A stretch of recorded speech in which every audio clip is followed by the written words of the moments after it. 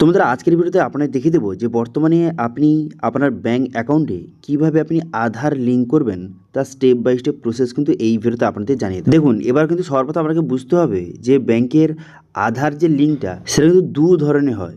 ব্যাংকের আধার লিঙ্ক দু প্রকারের হয়, এইপিএস আধার লিঙ্ক এবং আরটি হচ্ছে আধার এনপিসিআই লিঙ্ক। ঠিক আছে, আধার এনপিসিআই ডিবিটি লিঙ্ক।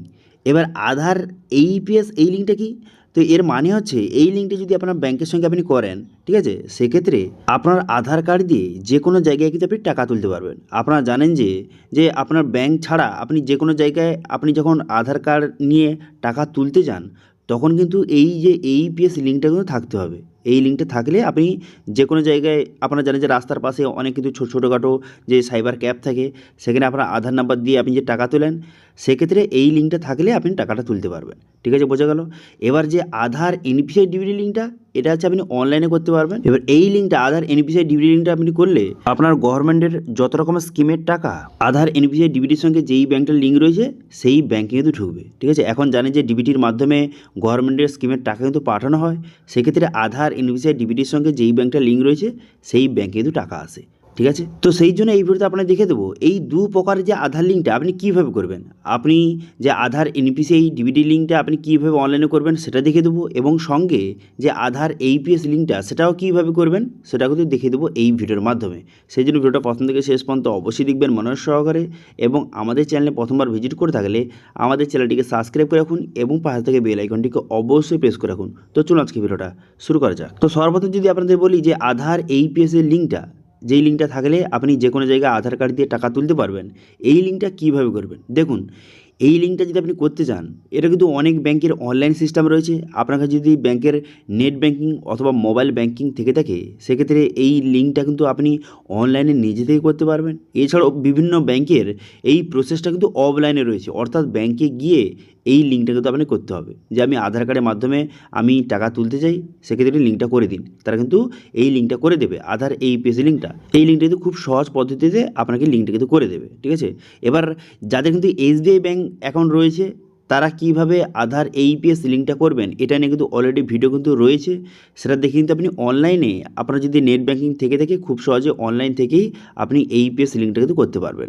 ঠিক আছে, সেই জন্য আপনার যেই ব্যাংকের কিন্তু অ্যাকাউন্ট রয়েছে এবং যদি আপনার নেট ব্যাঙ্কিং অথবা মোবাইল ব্যাঙ্কিং আপনার থেকে থাকে, সেক্ষেত্রে সেখানে অপশান রয়েছে কিনা, এইপিএস অপশান যদি থেকে থাকে সেক্ষেত্রে আপনি অনলাইনে করতে পারবেন, অথবা যদি অপশান না থেকে থাকে সেক্ষেত্রে আপনাকে ব্রাঞ্চে গিয়ে কিন্তু এই লিঙ্কটা করতে হবে। ঠিক আছে, তো এবার আপনাদের বলবো যে আধার এনপিসিআই ডিবিটি লিঙ্কটা কীভাবে করবেন। এটা কিন্তু সম্পূর্ণ অনলাইন সিস্টেম রয়েছে। এখন বর্তমানে বাড়িতে বসেই মাত্র 5 থেকে 10 মিনিটের মধ্যে আপনি আধার এনপিসিআই ডিবিটি লিঙ্কটা আপনি করতে পারবেন। ঠিক আছে, এর জন্য কিন্তু আগে গিয়ে ব্যাংকে যেতে হতো, কিন্তু এখন পুরো প্রসেসটা অনলাইনে কিন্তু করে দেওয়া হয়েছে। তো এই লিঙ্কটা করার জন্য সর্বপ্রথম এনপিসিআই যে অফিসিয়াল ওয়েবসাইট এখানে চলে আসবেন। ঠিক আছে, বর্তমানে আধার এনপিসিআই ডিবিটি লিঙ্কটা করার জন্য প্রথমে এই অফিসিয়ালে চলে আসার পর কাস্টমার অপশানে ক্লিক করবেন।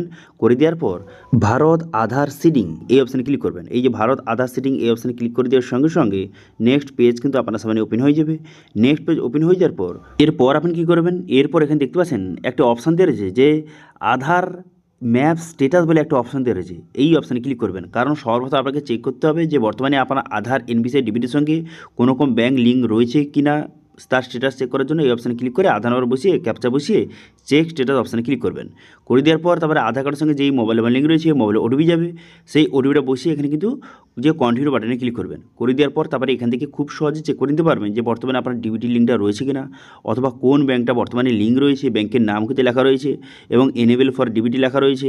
এছাড়াও কিন্তু এখানে মেনডেট ফ্ল্যাগ, এখানে ইয়েস ওয়াই লেখা রয়েছে, এখানে একবার চেক করে নেবেন। ঠিক আছে, যদি আপনার এখানে ব্যাঙ্কটা লিঙ্ক থেকে থাকে সেক্ষেত্রে গভর্নমেন্টের যে কোনো স্কিমের টাকা ডিবিটির মাধ্যমে পাঠানো হলে এই ব্যাঙ্কে কিন্তু ঢুকবে। এবার যদি আপনার কোনো রকম ব্যাঙ্কটা লিঙ্ক না থাকে, অথবা চাইছেন যে যেই ব্যাঙ্কটা লিঙ্ক রয়েছে সেটা আপনি চেঞ্জ করতে চাইছেন, সেক্ষেত্রে আপনি কী করবেন, এখানে আধার সিডিং এই অপশানে ক্লিক করবেন। আধার সিডিং ডিসিডিং এই অপশানে ক্লিক করে এরকম কনফার্ম বাটনে ক্লিক করে দেবেন। করে দেওয়ার পর নেক্সট পেজ কিন্তু আপনার সামনে ওপেন হয়ে যাবে। Request for Aadhaar seeding deseeding, এখানে আপনার Aadhaar number, enter your Aadhaar number, এখানে আপনার আধার কার্ডের নাম্বারটা বসিয়ে দেবেন। বসিয়ে দেওয়ার পর রিকোয়েস্ট ফর আধার, এখানে সিডিং সিলেক্ট করবেন।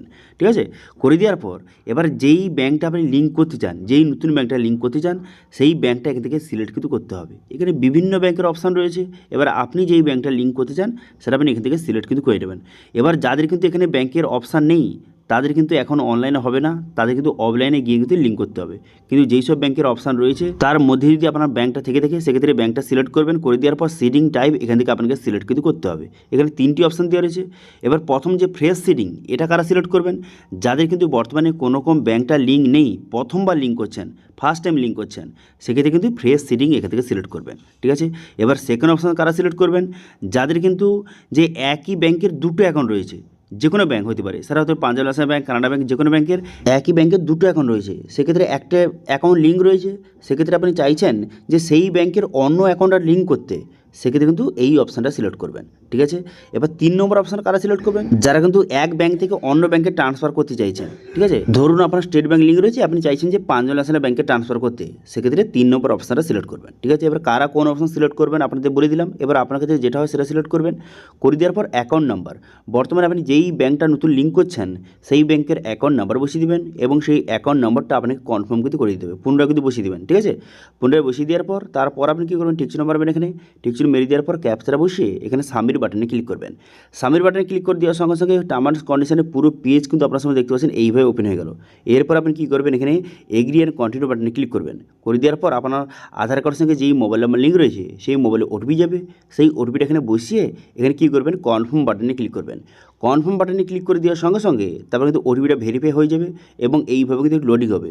লোডিং হয়ে যাওয়ার পর এখানে বলাই দেওয়া হয়েছে যে আপনার যেই ব্যাংকটা লিঙ্ক রয়েছে আপনি চেঞ্জ করে আপনি অন্য ব্যাংক করতে চাইছেন। যেমন আমার ক্ষেত্রে আমার স্টেট ব্যাংক থেকে পাঞ্জাব ন্যাশনাল ব্যাংকে এখানে ট্রান্সফার করছি, তো সেক্ষেত্রে কনফার্ম বাটনে ক্লিক করে দেওয়ার সঙ্গে সঙ্গে আপনার যে অ্যাপ্লিকেশনটা সাকসেসফুলিভাবে সাবমিট হয়ে যাবে এবং এখানে দেখতে পাচ্ছেন স্ট্যাটাস কিন্তু সাকসেস লেখা রয়েছে। এবার মোটামুটি ওই 10 থেকে 15 মিনিট বা 20 মিনিট আপনি ওয়েট করবেন। তারপর কিন্তু পুনরায় এই আধার ম্যাপ স্ট্যাটাস অপশানে ক্লিক করে এখানে আপনার আধার নাম্বার বসিয়ে ক্যাপচা বসিয়ে সেন্ড ওটিপি বাটনে ক্লিক করে দেওয়ার পর তারপরে আধার কার্ডের সঙ্গে যেই মোবাইল নাম্বার লিঙ্ক রয়েছে মোবাইলে ওটিপি যাবে, সেই ওটিপিটা বসিয়ে সাবমিট করে দেবেন।